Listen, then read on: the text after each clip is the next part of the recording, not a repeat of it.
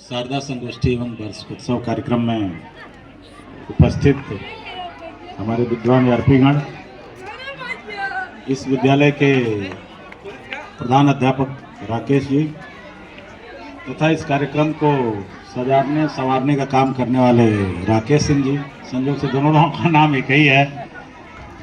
हमारे इस न्याय पंचायत के बहुत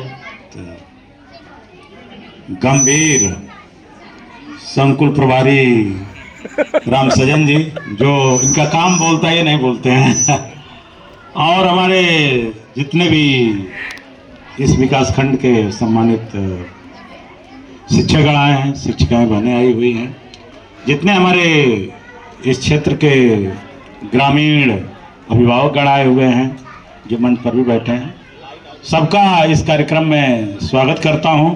हमारे बीच बब्बू जी हैं जो पूर्वांचल जो एक संस्था है जिसमें बच्चों को हमेशा प्रोत्साहित करते रहते हैं, उनका भी मैं स्वागत करता हूं कि आपने आकर के बच्चों का हौसला अफजाई किया। विशेष रूप से व्यक्ति पर निर्भर करता है कि हम किधर जाना चाहते हैं, विद्यालय को या बच्चों को किधर ले जाना चाहते हैं। तो शिक्षा के क्षेत्र में इतनी असीम संभावनाएं हैं जिसकी परिकल्पना नहीं की जा सकती है। हम जहां भी हैं, जिस रूप में भी हैं, हम चाहें तो शिक्षा को प्रभावित कर सकते हैं। शिक्षा एक ऐसी चीज है कि हर बच्चे के जीवन को बदल सकती है, हर व्यक्ति के जीवन को बदल सकती है। महात्मा बुद्ध ने भी कहा, आपो दीपो भव, अपना दीपक स्वयं बनो। तो निश्चित रूप से हर अगर बच्चा दीपक की तरह रोशनी देने लगेगा तो समाज आलोकित होगा और जो है उसकी प्रकाश हर जगह दिखाई देगी।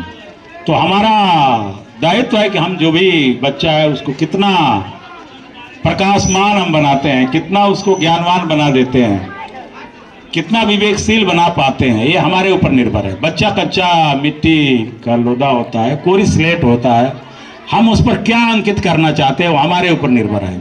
हम बच्चे के ऊपर जो अंकित कर देंगे वैसा ही बच्चा बनेगा। हम जैसा वातावरण क्रिएट करेंगे, जैसा वातावरण सृजित करेंगे, वैसा ही बच्चा बनेगा। चाहे हमारा विद्यालय हो, चाहे हमारा परिवार हो।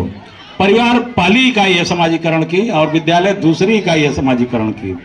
तो पहले तो बच्चा सीख करके आता है, घर के जो कल्चर है, घर के माता पिता जैसे हैं, जैसा माता पिता बोलते हैं, जैसे उसके आस पड़ोस के लोग बोलते हैं, वैसा ही बच्चा बोलता है।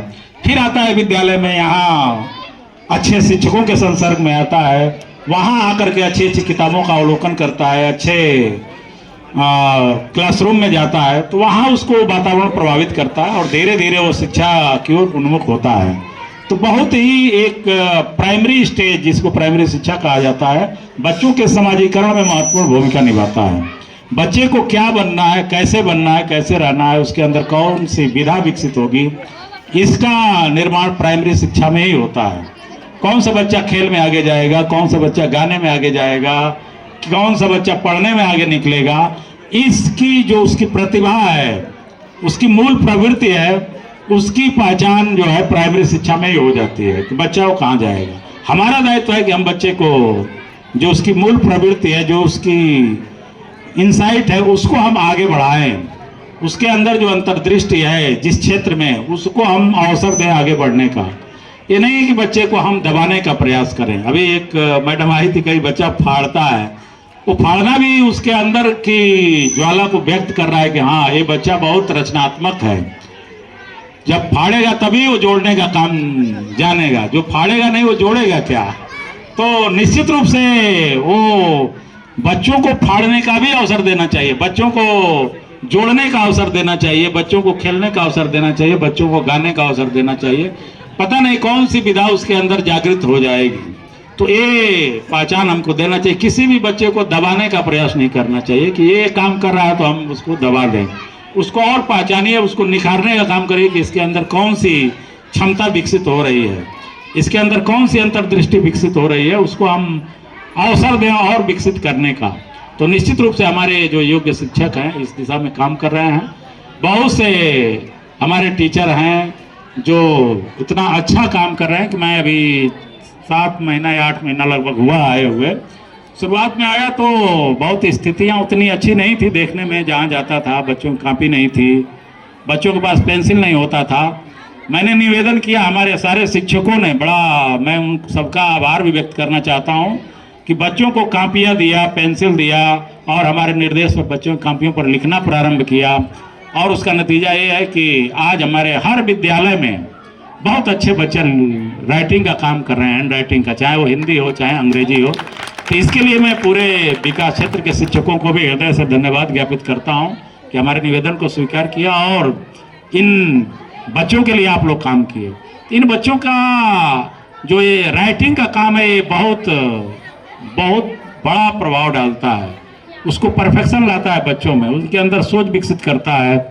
और जहाँ तक हमने कर्सिव राइटिंग अंग्रेजी पर भी बात किया, ताकि हमारे इर्द गिर्द जितने भी कम्युनिटी है, समुदाय है, वो यही सोचते हैं कि हमारा बच्चा अंग्रेजी जान जाएगा तो आगे बढ़ जाएगा, नौकरी पा जाएगा। उनके अंदर ये भावना भी है और सही भी भावना है। तो चाहते हैं कि प्राइमरी में तो अंग्रेजी पढ़ाई नहीं होती है, हमारा प्राइवेट में अंग्रेजी वहाँ पढ़ाई होती है, तो उसके लिए वो भेजते हैं। तो हम लोगों का ये प्रयास होना चाहिए कि उनसे बेहतर हम हैं, हमारे टीचर हैं, तो उससे बेहतर अंग्रेजी हम पढ़ा के दिखाएँ। और मैं कहने में कोई गुरेज नहीं कि अब कापियाँ मैं जब देखता हूँ तो किसी भी पब्लिक स्कूल में वैसा बच्चा लिखता ही नहीं जितना हमारे बच्चे लिखते हैं। तो देख करके बहुत खुशी होती है कि इतना शानदार हमारे बच्चे कर्सिव राइटिंग लिखते हैं। शायद हम लोग भी उतना अच्छा नहीं लिख पाए जहाँ कुछ विद्यालयों में ऐसे लिखते हैं। तो निश्चित रूप से बच्चों के जीवन में परिवर्तन बहुत तेज़ी से हो रहा है। हम कितना भी पढ़ा देंगे तो बच्चा हो सकता है 1 महीना ना आए तो भूल जाएगा, लेकिन राइटिंग पर अगर हम काम कर दिए हैं तो वो साल भर बाद भी वैसे ही लिखेगा जो उसकी हैबिट हो गई है। तो राइटिंग कभी नहीं भूलेगा, जो आप जैसा लिखते हैं थोड़ा बहुत का अंतर आ सकता है। तो हैंड राइटिंग बहुत मायने रखता है और ये परिवर्तन अस्थायी परिवर्तन है बच्चों में। तो मैं इसलिए परेशान हूँ कि जो पढ़ाएंगे वो तो आज नहीं, जो प्राइमरी में पढ़ेगा जूनियर में पढ़ लेगा, जूनियर में नहीं हाई स्कूल में पढ़ लेगा। लेकिन राइटिंग अगर प्राइमरी में खराब होगी तो जूनियर में सही नहीं हो पाएगी, जूनियर में खराब हो गई तो फिर हाई स्कूल में खराब सही नहीं हो पाएगी। ये अस्थायी छाप बच्चों पर छोड़ता है, इसलिए मैं इससे कोई कंप्रोमाइज नहीं करता हूँ। जाते ही पहले काफिया ही चेक करता हूँ कि हमारे बच्चे कैसे लिखते हैं। और हम सभी लोगों के सामूहिक प्रयास से जो है मैं देख रहा हूँ कि बहुत ही अच्छा हमारे बच्चे लिख रहे हैं। दूसरी बात कहना चाहूँगा कि अंग्रेजी कमर्शियल लैंग्वेज है। अगर हमारा बच्चा अंग्रेजी जानता है तो अगर मजदूरी भी करेगा तो उसका मालिक देखेगा कि बच्चा तो अंग्रेजी जानता है, किसी दुकान पर भी काम करता है तो जाने कि तो बढ़िया अंग्रेजी पढ़ लेता है, तो उसको बहुत रिस्पेक्ट मिलेगी। हम लोग के बीच में कोई 2-4 शब्द टिन फिन अंग्रेजी बोलता है तो लगता है ये लड़का विद्वान है। तो जो पब्लिक स्कूल में क्या होता है, उनके बच्चे टिन फिन थोड़ा अंग्रेजी बोल लेते हैं। हम भी अपने बच्चों को टिन फिन करना बता दें, अंग्रेजी में बोलना, बोल भी रहे हैं। तो वही अंग्रेजी में अगर पढ़ा देंगे तो एक कमर्शियल लैंग्वेज हम विकसित कर रहे हैं बच्चों में। जैसा कि आप देख रहे हैं नई शिक्षा नीति में भी है कि जो हम कुछ बाहरी भाषाओं को भी सिखाएंगे ताकि बच्चा जो आर्थिक रूप से जो है आत्मनिर्भर बन सके। तो निश्चित रूप से हम अंग्रेजी अगर पढ़ाते हैं तो बच्चा जीवन के किसी भी क्षेत्र में होगा, मजदूरी भी करेगा, दुकान पर भी रहेगा, वो सम्मान पाएगा और समाज उसको सम्मान देगा, क्योंकि ये इंटरनेशनल लैंग्वेज है, कमर्शियल लैंग्वेज है ये। अगर उत्तर प्रदेश से बाहर आप कोई जाता है तो सारे बोर्ड भी अंग्रेजी में ही लिखे हुए मिलते हैं। तो अगर हमारा बच्चा कहीं बाहर जा रहा है अपने प्रदेश से तो कम से कम जान तो लेगा कि किस चीज़ की दुकान लिखी हुई है, क्या है, क्या लिखा हुआ है। तो बहुत बड़ा उसके जीवन में परिवर्तन आएगा। इसलिए इस दिशा में आप लोग बहुत बढ़िया काम कर रहे हैं और हम लोगों के लिए अपॉर्चुनिटी भी है। इतनी बड़ी अपॉर्चुनिटी विश्व के या किसी विभाग में नहीं है। जो अपॉर्चुनिटी हमारे पास है, सबसे साधारण बच्चों को, सबसे कोमल बच्चों को, टेंडर एज के बच्चों को, जिसके अंदर कोई छल कपट नहीं है, निर्मल है, कोई उसके अंदर मनोविकार नहीं है, निर्विकार है वो बच्चा। 2 ही चीज निर्विकार होता है, एक तो ईश्वर होता है या आत्मा जिसको कहते हैं, दूसरा बच्चा। इसलिए बच्चे को ईश्वर का रूप कहा जाता है।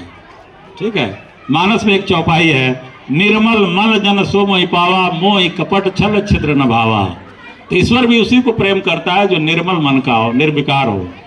कबीरदास का भी एक दोहा है, कबीरा मन निर्मल हुआ जैसे गंगा नीर, आ पीछे पीछे हरि फिरे कहत कबीर कबीर। तो अगर जिसका मन निर्मल हो गया तो उसके पीछे ईश्वर स्वयं पहुंचता है, उसके आसपास ईश्वर स्वयं रहता है।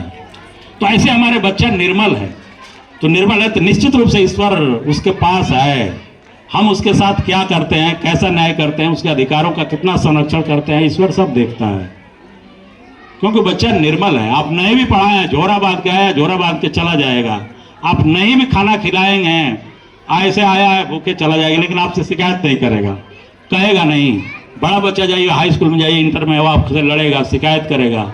लेकिन ये बच्चे जो है बहुत ही निर्मल हैं। विकार तो हमारे अंदर जो जो हम बड़े होते हैं, समाज से हमारे अंदर विकार आता है। जब बच्चा पैदा होता है कोई विकार नहीं होता है, वो आत्मवत रहता है, तो उसके अंदर कोई विकार नहीं। विकार जो जो हम बड़े होते हैं हमारे अंदर जो है और तीनों गुण विकसित होने लगते हैं, सत रज तम, समझते हैं। सात्विक वृत्ति आने लगती है, तामसिक वृत्ति आने लगती है, राजसिक वृत्ति आने लगती है। बच्चा जो होता है तीनों गुणों से अतीत होता है, त्रिगुणातीत होता है, समझ रहे हैं। बच्चा जो है तीनों गुणों से अतीत होता है। जैसे ईश्वर त्रिगुणातीत होता है, वैसे बच्चा भी त्रिगुणातीत होता है। तो वो ये तीनों गुण उसके जो जो बड़ा होता जाता है वो प्रभावित करते रहते हैं, ठीक है ना। एक गीता में श्लोक है, ऊर्ध्व गच्छन्ति सत्वस्थाम अधे तिष्ठन्ति राजसा जघन्य गुण वृत्ति अस्ता अधो गच्छन्ति तामसा।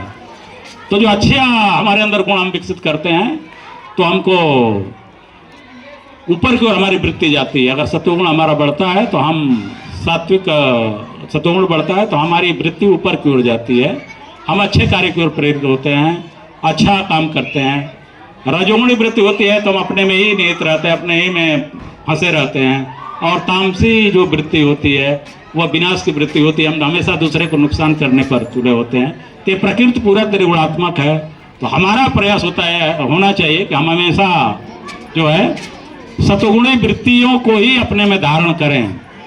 और अगर हम ऐसा होते हैं तब हम उच्चता को प्राप्त हो सकते हैं और हमारे अंदर अंतर्दृष्टि आ सकती है। हम समाज के लिए कुछ काम कर सकते हैं, अच्छे देश के लिए काम कर सकते हैं। तो मेरा निवेदन है कि हम शिक्षा खाएं। अगर हमारे अंदर सात्विक वृत्ति विकसित नहीं हुई तो हम समाज के किस व्यक्ति से अपेक्षा करेंगे कि वो सात्विक होगा, वो अच्छा काम करेगा। हम सबसे समाज के योग्य व्यक्ति हैं, तो हम अपने दायित्वों को समझें और जो हमारा दायित्व दिया गया उसका निर्वहन करें। फिर ये जिंदगी इंसान की मिलने वाली नहीं है। अगर मिल भी गई दोबारा तो अध्यापक का रोल मिलेगा हमको कि नहीं मिलेगा। दुनिया का सबसे पवित्र काम है शिक्षण कार्य करना, है ना।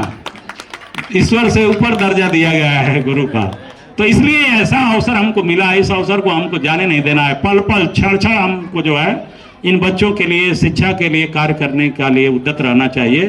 क्योंकि गीता में कहा गया स्वधर्मम निधनम श्रेय पर धर्मो भयावह, कि अपने धर्म में मरना भी कल्याणकारक है और दूसरे का धर्म भय को देने वाला है। तो हमारा धर्म क्या है? शिक्षण कार्य करना। धार्यते धर्म, जो धारण किया गया वही धर्म है। हमने शिक्षा का कार्य धारण किया है, यही हमारा धर्म है कि हम बेहतर से बेहतर शिक्षा दें, बेहतर से बेहतर इनोवेशन करें, अपने बच्चों को एक आदर्श बच्चा के रूप में परिणित करें, उसको नई ऊंचाई तक पहुंचाएं और अपने पद को और दायित्व के अनुरूप कार्य करके हम अपनी वृत्ति को ऊपर उठाएं। तो निश्चित रूप से मैं कहना चाहूँगा कि जो है सबसे अच्छा चीज़ है और आप लोग जैसा सोचेंगे वैसा हो जाएगा। संकल्प से ही सृष्टि बनती है। जैसा हम संकल्प लेंगे वैसा ही समाज, जैसा हमारी सोच से हमारी दुनिया बनती है। तो हम अपने अंदर अच्छी सोच विकसित करें आज से ही। अच्छे काम करने के लिए समय लेना क्या है, जो एक ही शब्द काफ़ी है। आदमी को हमेशा अच्छा बनने का प्रयास करना चाहिए। तो मैं निवेदन करूंगा कि जो है जितने भी हमारे शिक्षक हैं इस ब्लॉक के, जिस भी विद्यालय पर हैं, अगर सामूहिक प्रयास करते हैं वहाँ मिल करके एक अच्छा, तो अपने विद्यालय को हम आदर्श बना सकते हैं, अपने बच्चों को आदर्श बना सकते हैं और जो है अपने जीवन को, जो मनुष्य जीवन जो है इसको सार्थक कर सकते हैं। एक और बात कहना चाहूँगा, विचार लो कि मरते है न मृत्यु से डरो कभी, विचार लो कि मरते है न मृत्यु से डरो कभी, मरो परंतु यो मरो की याद जो करे सभी, यही पश प्रवृत्ति है कि आप ही चरें, वही मनुष्य है कि जो मनुष्य के लिए मरे। चलिए, तो मैं चाह रहा हूँ कि बहुत अच्छा हमारे शिवम जी, राकेश जी ने अच्छा काम किया है। इन लोगों ने बहुत इनोवेटिव पूरा जिले से लेकर के प्रदेश में अपना रचनात्मकता से अपना आलोकित किया है अपने जिले को, ब्लॉक को। तो इन लोगों के लिए रोल मॉडल है हम लोगों के लिए, और इन लोगों से प्रेरणा लेकर के हम भी अच्छा काम करेंगे।